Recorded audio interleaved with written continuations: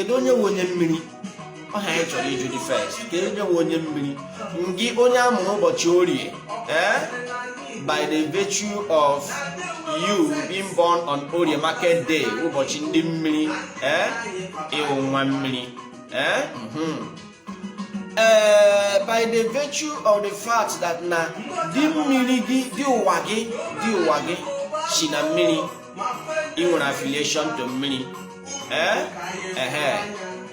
so there are so many ways ị ga-eji adị affiliated to mmiri. O nwere ike mmụọ be nna gị ma mmụọ be nne gị wụ mmụọ si na mmiri and ị dị affiliated to mmụọ ahụ ị nwere ike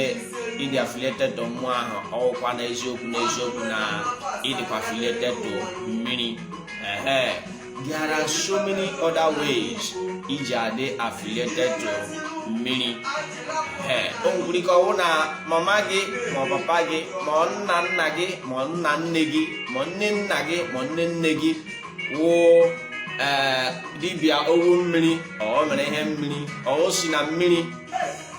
afọ ahụ mụrụ gị isile na ya mee gịnị nwa affiliation to mmiri.